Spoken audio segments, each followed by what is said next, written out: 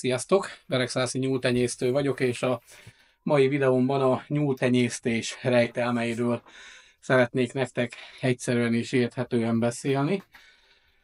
Ugyanis eldöntöttem, hogy létrehozok egy saját Pannon XXL-es vérvonalat. Próbálom addig ezt a bakot megnyugtatni. És ugye most a háború miatt nem tudok elutazni Kaposvárra, ezért eldöntöttem, hogy itthon fogok létrehozni egy saját XXL-es vonalat. Éppen ezért nézzétek a videót, mert amit tudok a tenyésztéssel kapcsolatban, igyekszem egyszerűen és érthetően átadni nektek, és bízok benne, hogy segíteni fog valamilyen szinten a jövőbeli válogatásokkor. De mielőtt belekezdünk, fontos tudnod, hogy 2007 óta foglalkozok nyulakkal, és 2015 óta tenyésztem is őket. Hogy mi közöttük a különbség, na most ebből a videóból jócskán ki fog derülni. Így közben simogattam a nyuszit, érzem, hogy egy kicsit sovány, ugyanis most télen visszafogtam tőlük a kaját, de most az időszakban muszáj leszek akkor hízlalni őket. Abból veszem észre, hogy érzem a gerincének egy nagyon minimálisan a csontját, tehát nincs rajta annyi hús, mint amennyi kellene. De ha megnéznétek, még így is egy gyönyörű szép állat. Hát körülbelül most egy ilyen 8-8,5 kilós lehet, de ha fel fogom hízlalni, a 10-et meg fogja közelíteni. De ha még nem voltál itt a csatornámon, akkor kérlek, lájkold a videót, ha tetszett, és iratkozz fel, hiszen nem csak nyulakat tenyésztek, hanem fűrjekkel is foglalkozom, és nagyon sok hasznos videót osztok meg a gazdaságomból, a tapasztalataimról, tehát mindenképpen egy jó időtöltés, és elsődlegesen nem szórakoztatás a videóimnak a célja, hanem annak a tudásnak és annak a tapasztalatnak az átadása, amit én meg tudtam szerezni. Előre kijelenteném, hogy van még mit tanulnom. Biztos vannak dolgok, amiket lehet tökéletesebben is csinálni, de amit én csinálok, azt átpróbálom nektek adni. Bekapcsolt a szivattyú, egy kicsit belezavart most a magába a beszélgetésünkbe, elnézést. De akkor kezdjük arról, hogy miről is szól ez a tenyésztés. Tenyésztés elsődlegesen arról szól, hogy kiválasztunk két példányt. Például most én konkrétan arról fogok beszélni, hogy szeretném az XXL-es vonalat elérni. Először is szükségem van az XXL-es vonalhoz egy jó minőségű bakra. Ugye a baknak a jellemzője, hogy nagy, ugye direkt kiválasztottam az egyik legszebb bakomat. Ez egy ilyen 8,5 kilós bak, de mint említettem, 9 kilóig fel fog nőni, és igyekszünk minden esetben a baknál azt figyelembe venni, hogy milyen tulajdonságai vannak. Ugye a nagy testnek vannak nagy húshozammal járó részei, hiszen ezen a bakon, hogyha ki van hízva, rengeteg hús van, hogyha levágjuk. Az egy dolog, hogy milyen a húshozama, de viszont szép nagy combjai vannak, vastag gerince, háta és a többi. Ő egy átlagos pannonfehér anyanyúl, azért mondom átlagosnak, mert jelenleg egy ilyen 4-4,5 kiló van benne, és ugye ha XXL-es vonalat akarunk létrehozni, vagy legalábbis XXL-es bakokat, miért hozzuk azt létre, a nagyobb testű bakokat? Hogy nagyobb test és húshozamú legyen majd maga ennek az utódai is, ennek a nősténynek az utódai. Tehát minden esetben, hogyha nagyságra vágyunk, tehát húsosítani szeretnénk az állományt, akkor a férfiúi ágon, a bakágon nézzük a húsosabb fajtát, a női ágnak ugyanis mások a jellemzői. A női ág esetében azt vesszük figyelembe elsődlegesen, hogy milyen a szülési képessége, tehát hányat fial, tehát jó sokat fial, jó, mindig azt nézzük meg. Másik az, hogy nevel. Ez is nagyon fontos. Ugye a pannon már eleve egy kitenyésztett fajta, tehát itt ezeket a jegyeket, mint például a kicsi fül, a vékony pofa és kicsi fej, vékony csontozat, nézzétek milyen vékony lábai vannak, például ehhez a bakhoz képest. Tehát jelentősen majdnem duplája, lehet, hogy kisebb is a nyúl, de akkor is. És hatalmas combok ugye a húshozam miatt. Tehát a nőstény esetében mindig azt kell figyelni venni, hogy jól fialjon, jól neveljen, vékony bőrű legyen, kicsi fej legyen, és ezek a jegyek alapján, mikor ez a kettő megvan, jön az első pároztatás. Na most, ha ez a nyúl és ez a nyúl pározni fog, akkor amikor jön a szelekció, a szelektálás, akkor ugye elsősorban azt veszem figyelembe, mivel bakot szeretnék, elsősorban XXL-es bakot, tehát a nőstény maradhat ilyen kicsinek, hogy a fiúág mennyire üt az apjára. De nem elsősorban abban, hogy nagy legyen a feje, mert hogyha nagy fejjel születik a pannonfehér, akkor azt ki kell szelektálni, azt oldalra, azt levágjuk húsba, az nem jó, azt nem használjuk tovább tenyésztésre. Nekünk arra van szükségünk, hogy megmaradjon a kis fej, a nagyobb húshozam és a vékony bőr. Tehát a nagyobbak minden esetben a nagyobb húshozam elérése és a nagyobbra növés véget szükséges, innen ez a gén. Ebből viszont az anyából maradjon meg minden egyéb jó tulajdonság. Tehát van az első szelektálás, megnézzük a bakokat, például lefial elsőre nem tudom 8-at, és ha lesz közötte egy olyan bak, ami teljesen hasonlít az anyjára, viszont amikor felnől, vagy láthatólag jobb a növekedési fázisa, tehát eléri mondjuk nem tudom 3 hónapos kóra nem a 3 kilót, hanem a 3,5 kilót, akkor azt a bakot már félreteszem. Létrehozok még egy vonalat, nyugodtan létre lehet hozni még egy vonalat, hogy egy másik németóriás bakot, vagy egy másik németóriás nőstényt pároztatok ugyanezzel a bakkal, és ott pedig a nőstényágon fogom ugyanezt kihozni. Csak azért lenne jó más bakkal, hogy akkor ne legyenek rokonságban egymással. És értitek a lényeget? Mindig a szelekciónál a nőstény egyeneket választjuk, a nőstényre hasonlító, tehát a vaknak ne legyen, hogyha húshozamú nyulat akarunk elérni, ne legyen nagy feje, ne legyen nagy füle, kicsi legyen a fej, kicsi a fül, így megmarad továbbra is az a 60%-os húshozam. Tehát ez a XXL-es vonalnak a létrehozásának a lényege. Amikor más a cél, amikor nem az a cél, hogy két különböző fajtájú nyúlból egy nagyobb fajt hozzunk létre, azt most visszateszem,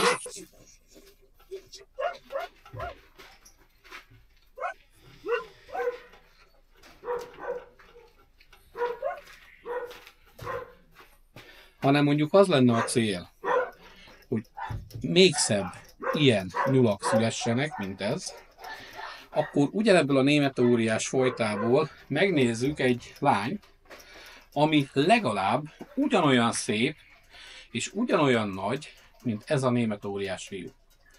Ugyanis, hogyha satnyább az anya, akkor nagyon hosszú távon kell végigvinni a pároztatást és a genetikát ahhoz, hogy sokkal szebb példányokat érjünk el. Tehát ez a nyúl is ahhoz, hogy elérje ezt a nagyságot és ezt a szépséget, és van ettől sokkal szebbek is valószínűleg, ez egy hosszú pároztatásnak a végeredménye. Ahhoz, hogy egy tenyésztő mindig arra törekszik, amikor leválogatja a nyulakat, a fiúk esetében, hogy hordozza a bakoknak a jellegzetességét, tehát ez németóriás esetében nézzétek ezt a fejet. Ez egy félkör alakú fej, egy gömbölyű fej, masszív nagy fej, legalább 20-22 centis fül, ez minimum, de attól lehet nagyobb is. Itt megfelelő gerincvezetés, tehát itt ne éreződjön a gerinc oszlop, hanem itt egy egybefüggő felületnek kell lennie, ez jelzi a nyúlnak a húsosságát, a tömörségét, és a másik az, hogy a fül és a nyúlnak a hossza között méretarányos legyen, tehát szemnek is gyönyörködtető legyen.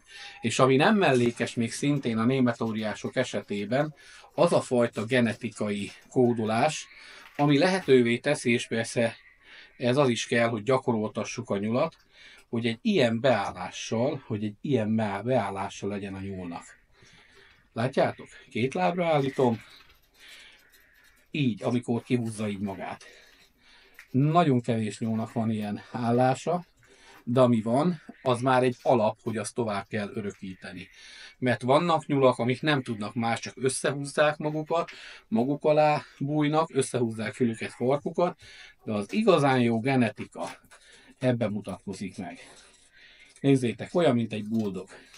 Ugye beszéltem már többször is erről, plusz mellette a távolság, fültávolság.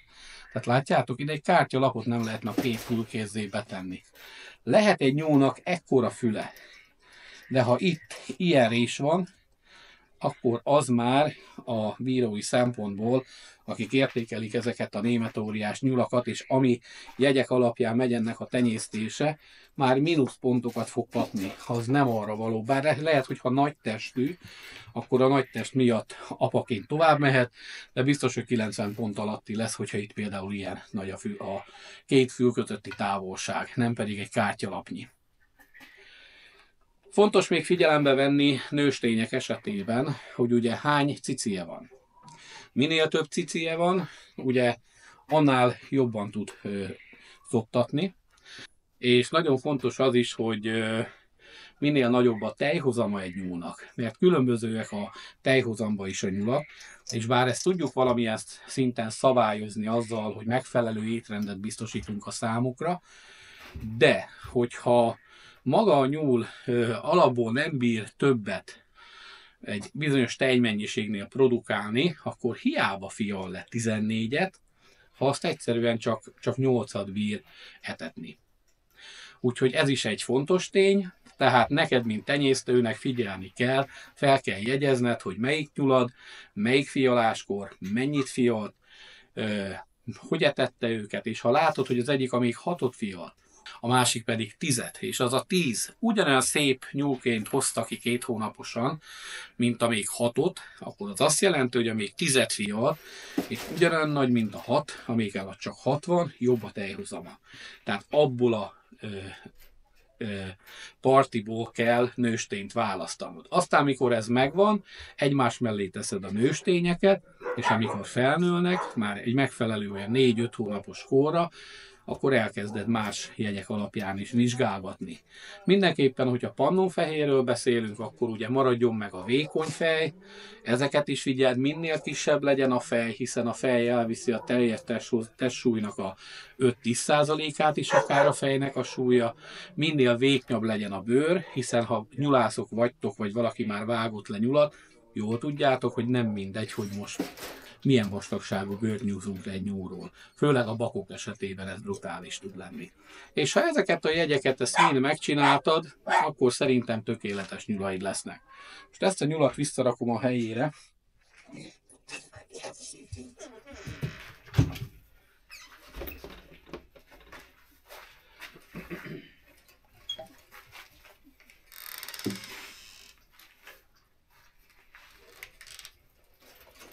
És nézzétek, 3 hónapos.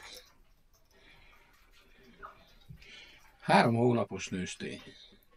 Vagy talán most lesz 3 hónapos, most nem emlékszem pontosan. Nem tudom mennyire adja vissza a videó, de mint egy rakéta. Nézzétek. Tehát így jön, kicsúcsosodva. Így, ha felülről nézem, egy az egybe. Nem tudom, látszik-e, de megpróbálom így oldalra fordítani, de egyszerűen tökéletes forma. Hegyes orr, és így végig húsos. Ezen már most, ebből ha levágom, ez most van 3 kg, ebből már most van 1 kg 61 kg 80 deka színhús. És ránézve olyan picinek tűnik, ugye? Főleg egy német óriás után. És egy családnak egy teljes étkezés. Ez nem mindegy a pannonfehéreknél. És ezt a formát és ezt a húshozamot elrontani vétek. Éppen ezért, amikor kérdezik tőlem, hogy lehet-e lepketarkával pároztatni, lehet a pannonfeheret. Lehet-e német óriással? Lehet. Lehet-e parasztnyúllal? Lehet. Mindennel lehet, de kérdés az, hogy úgy igazából, amikor így pároztatsz, azt a jó dolgot veszíted el, amit eddig létrehoztak a Kaposvári Egyetemen, évek hosszú során, ott természetesen más alapján szelektálnak, ott egy CT-MRS vizsgálattal, vagy CT-s vizsgálattal is szelektálják a nyúlnak a húshozamát, meg hogy egy csomó minden más figyelembe vesznek, most a szakszavakra nem emlékszek, úgyhogy butaságot még nem szeretnék mondani, pedig olvastam a programjukról. De a lényeg, hogy mindig jusson eszedbe, amikor egy fajta tiszta pannont keresztezel mással, akkor lényegében higítod, mint amikor egy jó üzemanyagot felvízezel, vagy egy jófajta, nem tudom, nemes viszkit elkezd el vizezni, vagy egy jófajta vörösbort, úgy igazából azt éred el vele. És lehet, hogy neked fröccsként úgy jobban ízlik, de a valóság az, hogy hosszú távon nem lesz jó vége. Úgyhogy javaslom mindenkinek, hogyha nincs konkrét célja, tehát a konkrét cél az, hogy én most létrehozok egy XXL-es vonalat, ha nincs ilyen konkrét célod, akkor ne kezd el össze-vissza pároztatni, főleg a szép nyulaidat, mert nem biztos, hogy annak jó eredménye lesz. Hát röviden csak ennyit szerettem volna mondani a tenyésztésről, ha van még kérdés felmerülne, akkor írjátok meg kommentben, és a következő videóban igyekszek rá válaszolni. Ha több kérdés lesz, akkor videóban, ha csak egy-két kérdés, akkor természetesen rögtön a videó alatt, röviden és tömören. Itt felírtam a folyamatnak egy pár részét, ezt felolvasnám nektek, hogy amikor tenyészteni kezdesz, milyen szempontok legyenek előtted.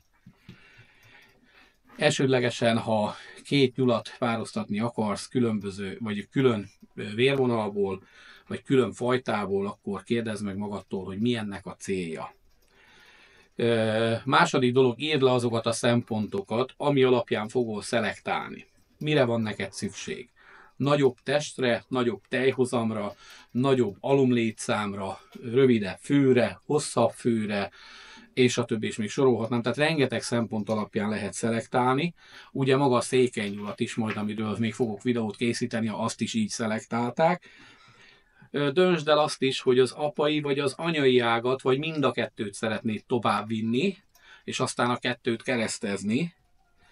És mi a fontos az apai vonalnál, mit kell figyelembe venni, és mi a fontos az anyai vonalnál. Mit kell figyelembe venni, mit érdemes megtartani, mit kell kiszelektálni. Ha ezek megvannak, akkor kiváló tenyésztő lesz belőled. És üzenem annak a fiatal embernek, aki egyszer megkérdezte a videó alatt, hogy lehet tenyésztővé válni hivatalosan.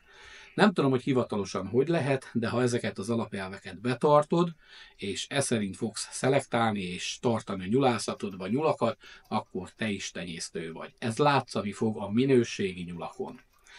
Én nálam azért jönnek sokan mai napig vásárolni, hiszen bár jöhetnének most többen a háború miatt, nagyon-nagyon visszaesett a forgalom, de mégis azt mondom, hogy ha minőséget kap a vásárló, akkor a vásárlóknak a 90%-a ezzel meg van elégedve és visszajár.